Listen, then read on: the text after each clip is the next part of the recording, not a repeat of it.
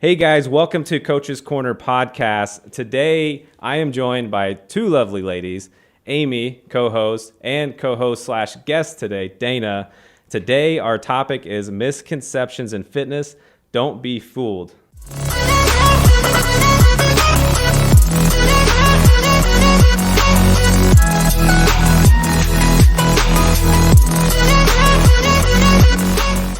All right, so for those of you that have been following us when we were doing Coach's Corner over in Zoom, we now have our new exciting platforms.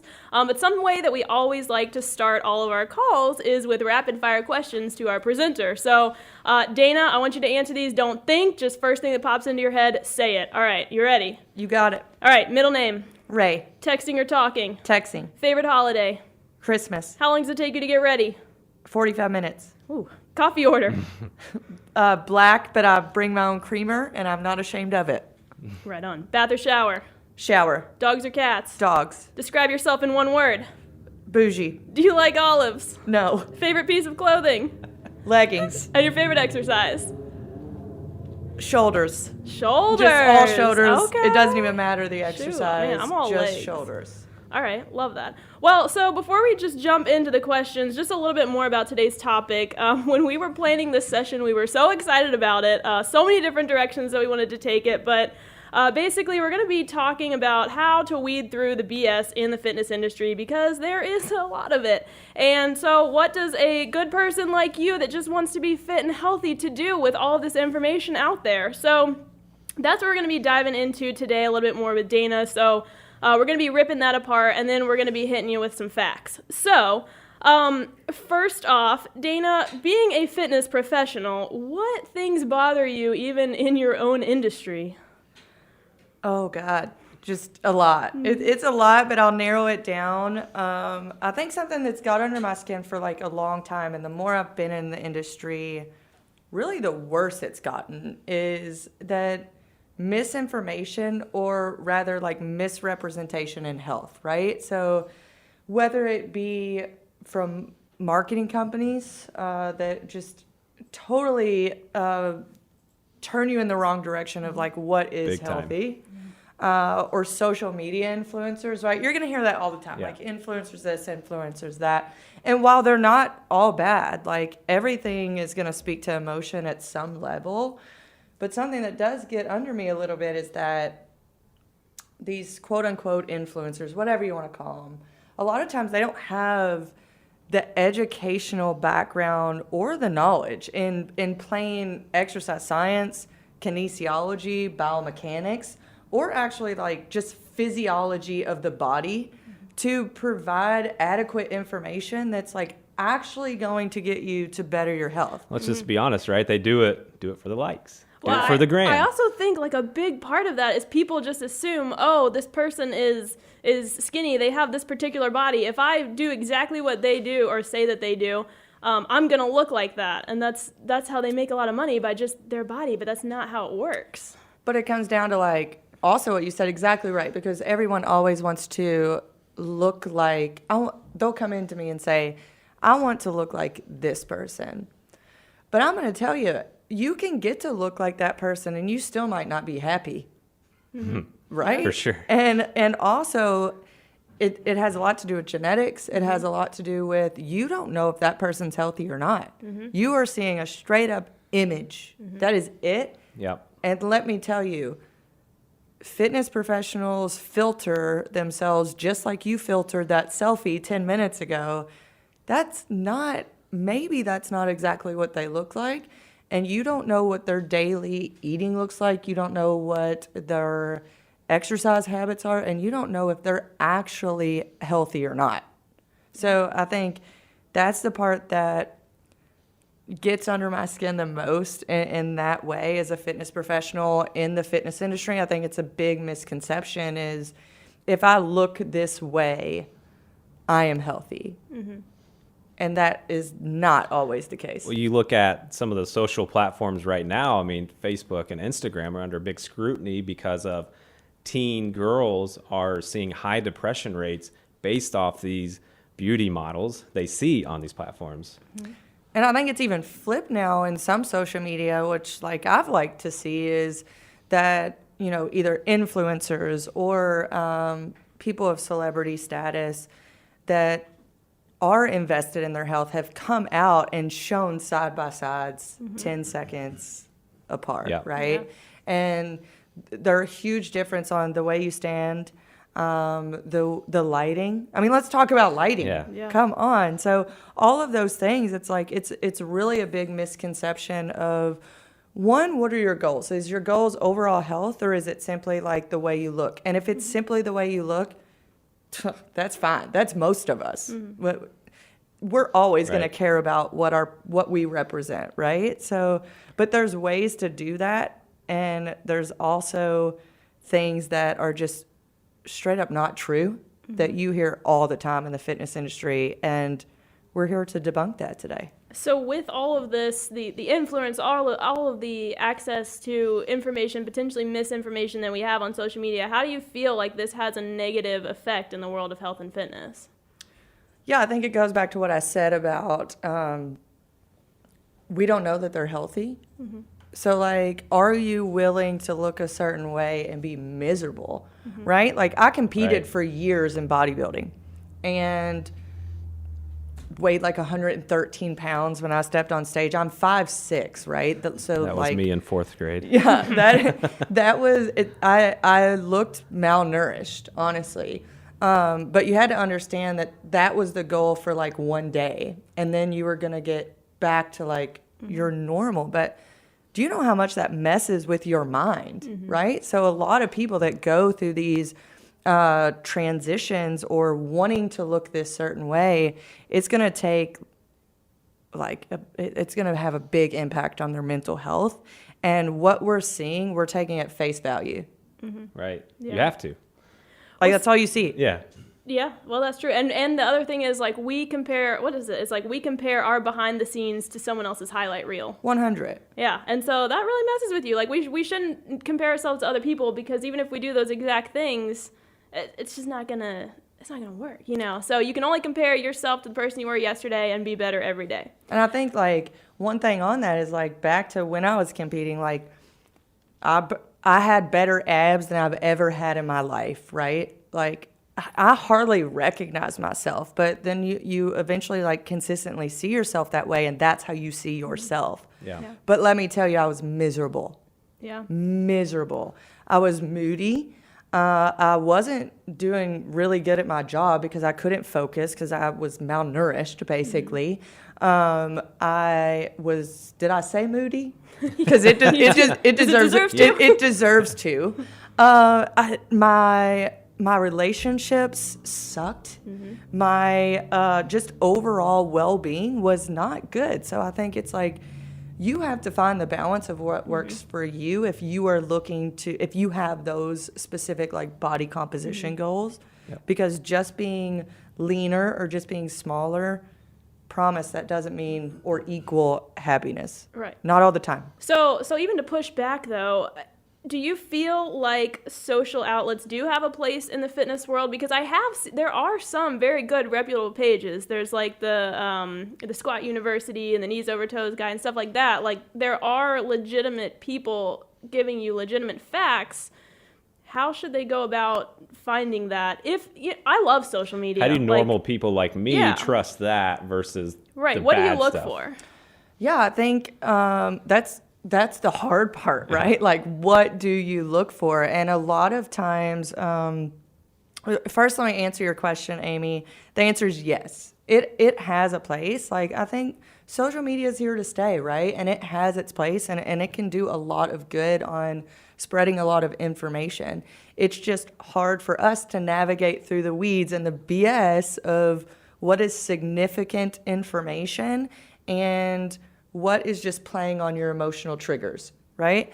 And it's a lot of times what I'll look for is, because it's hard, a lot of people with large backgrounds or long backgrounds in the industry that are very educated, that are very experienced, they're often not the people that are putting all this out there because they don't have this influencer mentality, right? Right. That's not they may not be comfortable with that, or it's not fancy, it's not pretty, it's straight up facts. And Right. like people don't want to see that sometimes. So it's like they're often the underground ones. So one way to do that is like honestly find like some coaches at the gym or something like that and ask them for advice on who to follow, because they usually follow like really educated, informative pages. So that's be one place where I would start. Can you spot a fake from a mile away? If you're looking at Instagram, can you be like, that's BS. That's I've BS. certainly been like picked it out like that, Yeah. but then I think it's also like you judge too quick and you're like, oh, True. they are really educated. I judged a book by its cover. So it's like it goes both ways, Yeah. right? But a lot of times they'll have their credentials listed, and I think that's important because it's almost like if you find one that's good, you start to find them all because they all stick together because they're tired of others Right. cultivating this industry that's like not education based. So once you find one, you start to find a lot. I think something else too is we assume if someone is good at working out, they're good at coaching, which might not always be the case too. So if you see someone with a particular body doing squats and spandex, like that doesn't necessarily mean they're going to be a great coach or be able to deliver a solid plan to you, whether or not they're pushing one out. So it is important to look for the credentials and background. I think what you got to look for there is like coaches that don't just prescribe exercises to you. They're not like just, okay, I want you to do like squats, push-ups. It's the plan that professionals take. It's never just about exercises. It's actually about the movements that you're doing. That's how they develop a program. So usually their approach is just way different than somebody's like, I'm going to throw a whole bunch of exercises on the board Let's burn calories. and I'm going to do it. You know, I've heard this time and time again, and it's so true. There's a difference between working out and a training program, right? Neither one are bad. Both are great, right?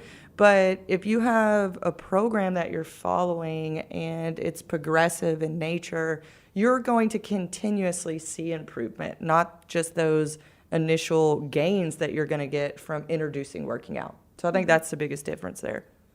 Nice. Awesome. So I don't want to spend too much time in marketing, but it is also interesting, you know, when you see those things like, oh, lose 5 pounds in 2 days with just sitting and eating chips. Like, obviously they do that because it sounds great. Like, who doesn't want to just lose 5 pounds by sitting eating chips? But I think now is when we can start to dive into like the science of like actual weight loss, actual working out, actual fitness, all that stuff.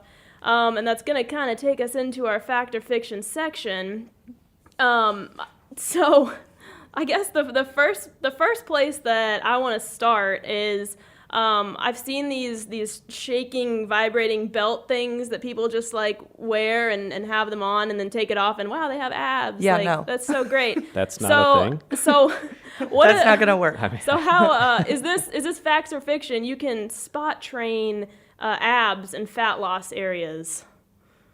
No.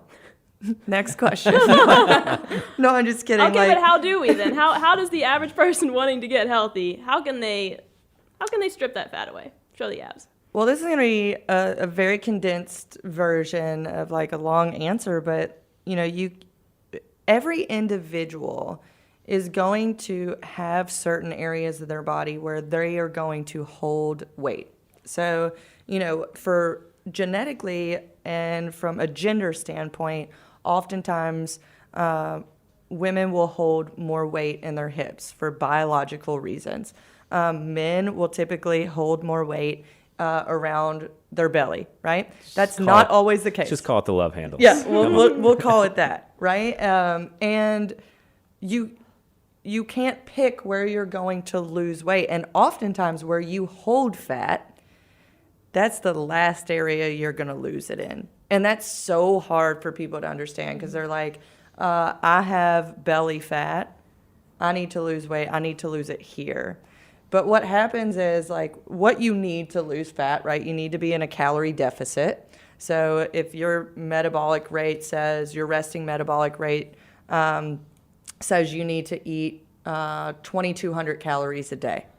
So you need to be in a deficit. So say we were eating on a consistent basis 1,800 calories a day. That's a deficit, right? So then you are going to start to lose fat. You are going to start to lose weight. But you can't pick where you lose that. Your overall body is going to lose that. What you can do, though, is build muscle. So muscle is more dense, right? It takes up less space in the body. So then it's going to look tighter. It's going to feel firmer. So, increase your muscle mass in those areas. And eventually you will start to have a different body composition, right? But, something that's shaking on your belly while you're eating potato chips, like that's basing things on emotion, because who wouldn't want to lose weight that way? I want to lose weight that way. I'd love to lose weight that way. Right? So it's playing on your emotional triggers. It's playing on what is easy. Mm-hmm. And let's face it, like, honestly, getting into shape, fitness, like, it's a commitment and it's hard. Or everybody would go around just looking like The Rock. America wouldn't have our obesity rates like we do. They would look like The Rock. Like, it is difficult, especially in a society where we are busy. It's hard to get it in, right? So, like, that's what the marketing is playing on. And, like, Eric, I'm going to call on you. Like, you are a marketing guy. Is that not what you're like? No. So I see all this stuff. And like you see in the fitness coaches on Instagram, you can call it out pretty quick. I can do the same with these campaigns that I see run across TVs or even social, or even on the radio you hear them. And it's like, first off, it doesn't say anything about how this is actually going to help you burn fat, lose calories, lose weight. It's just pulling on those emotional strings Buzzwords. To where Clickbait. Clickbait, exactly. You see the guy with the shirt off and the six pack. You see the females with the tight shorts and just the sports bra. People click on that. It's pulling on their heartstrings because they want to look like that. Internally in their mind, they see themselves in that photo. So they're like, oh yeah, I want to do that. Let me go buy that vibrating waist belt. So it's going to work. And the guy in the photo, like, what they don't know is actually crash dieted for most likely 2 to 3 weeks. He's prepped prior, but then, like, crash dieted. He hasn't eaten all day, and they're filming at 6 p.m. He's had no water, so his muscles are tight, and he has so much lotion on that you could not imagine. And, like, so that's not reality, right? You have to mentally go there. That's so seeing those people, that sparks something. So is that inspirational or discouraging? Because I'm thinking back, like, my college self followed all those skinny little gym girls just doing their squats and their spandex, and I thought it would be inspiring, but it was not. It was actually discouraging, and I felt worse. But when I cleaned up my feed, I felt better, and I'm actually healthier. I think people think of it as motivation, and that's not their fault, right? Like, it actually is motivating to a degree, because you're starting to mentally think about doing something. But then somewhere, and I don't know where, because I'm not a psychologist, somewhere it turns into like this comparison game. And it turns into like, I want to look like that.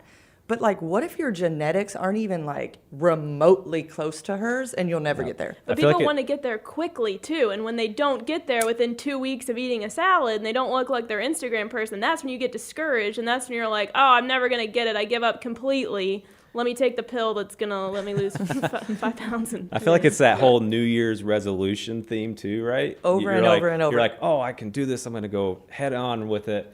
And then you realize how hard it is and how long you have to maintain it to get there. Then they're like, wait a minute, this isn't reality. This is work. I'm not going to do this anymore. I'm going to, pull myself back. My attitude's going to go to crap, and so on. It goes back to that quote that it always, like, discipline, right, is doing what you said you were going to do 2 months ago when it's no longer exciting.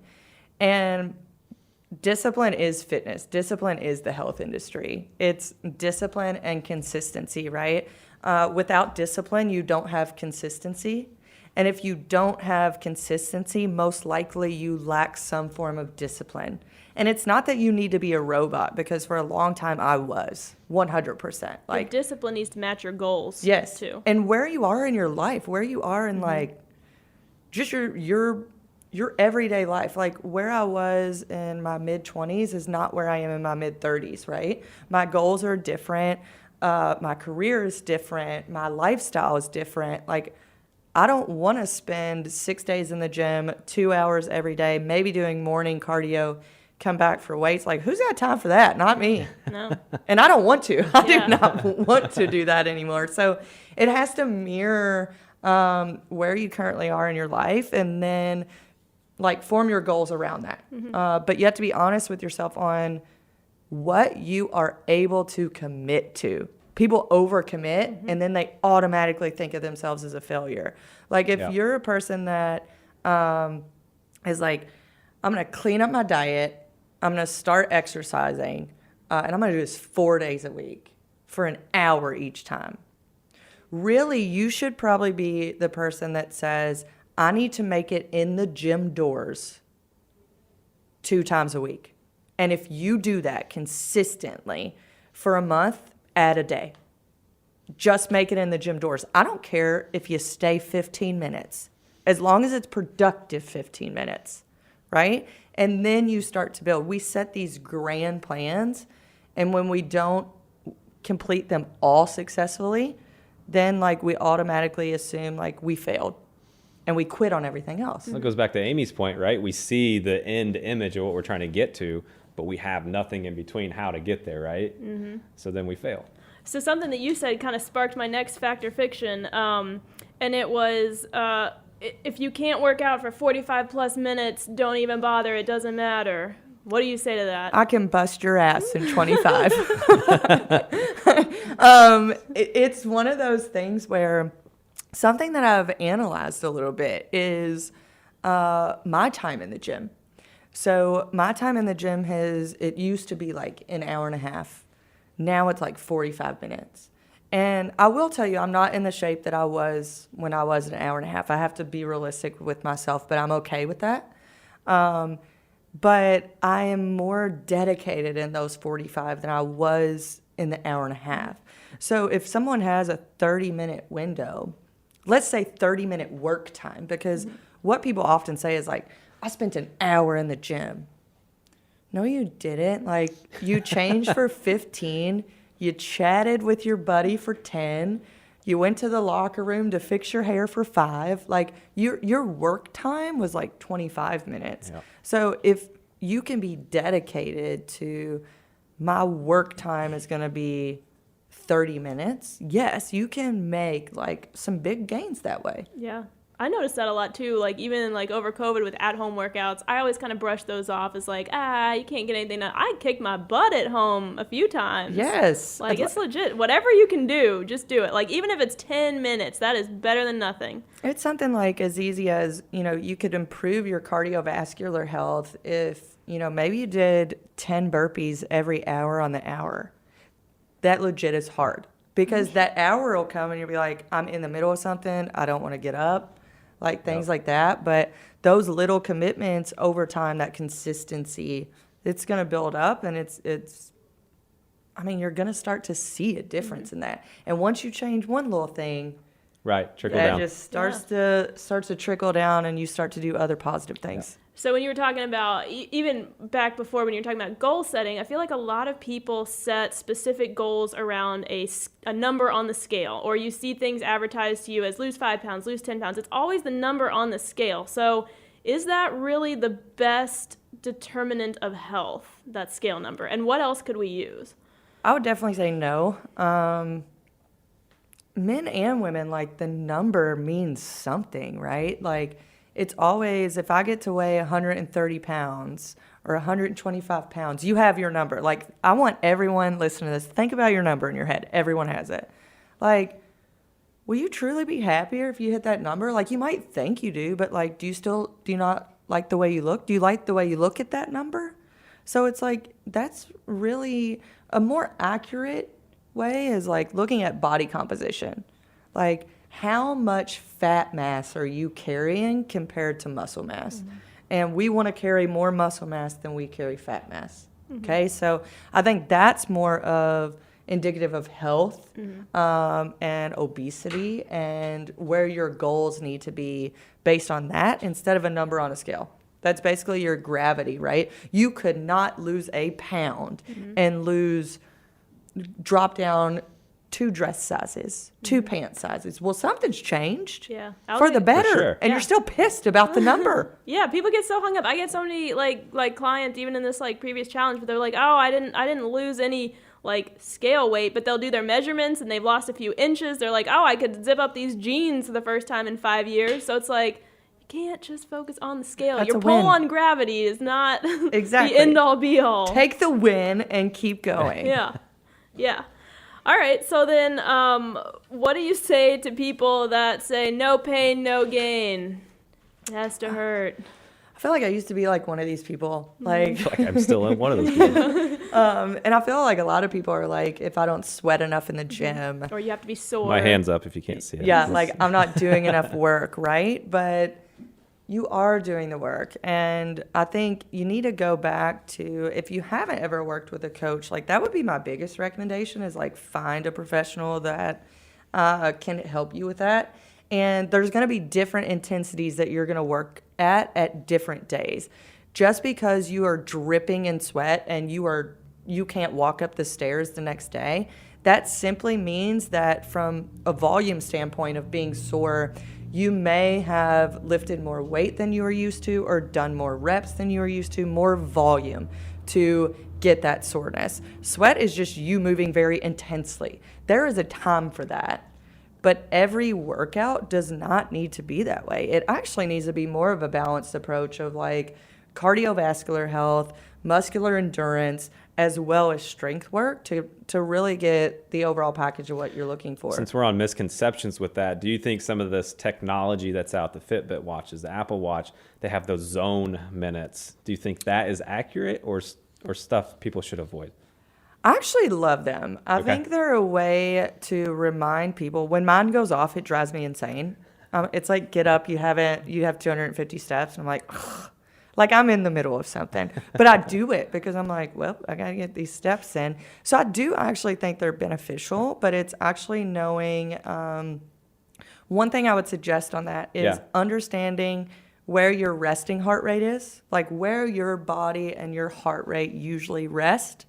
And then what is actually hard work for you, right? Because somebody at 140 heart rate, it may be working at their 90%. And for me, that may not be my 90%, right? So I think you need to understand how to gauge what is your like 80% of effort, what is your 90% effort, and then what is your max out.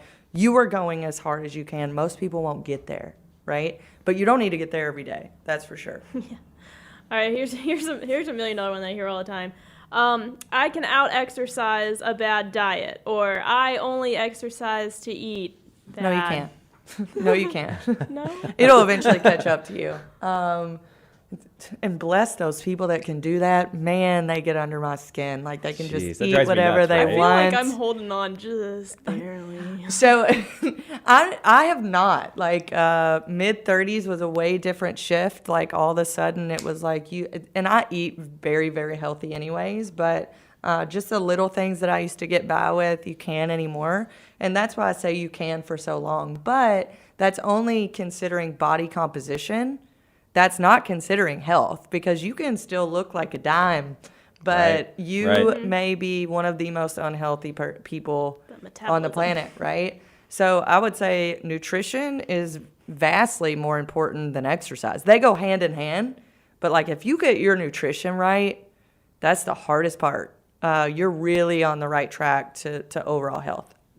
Love it. All right, so lots of great tips as far as eating, setting goals, being healthy, debunking some of the fitness industry myths. So just last statements, someone that wants to just be healthy, what are their next steps? What can they do just to wrap it all up? I would say like start slow, right? Don't overcomplicate things. If you need to talk to a coach, like stop by your local fitness center or whatever, hear what they have to say, but be someone that like takes what they have to say and do some research. Like don't take it and just run with it. Like, what if they don't know what they're talking about? So it's like, take the little steps first.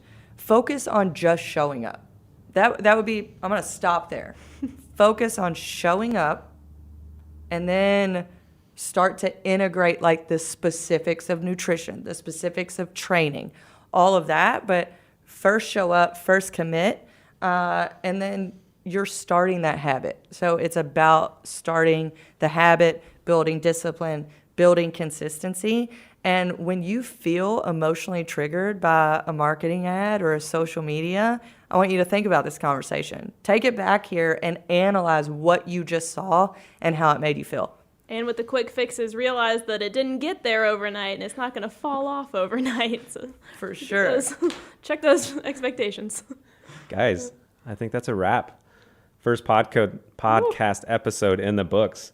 So for all of you that listen to this, thank you for joining us today.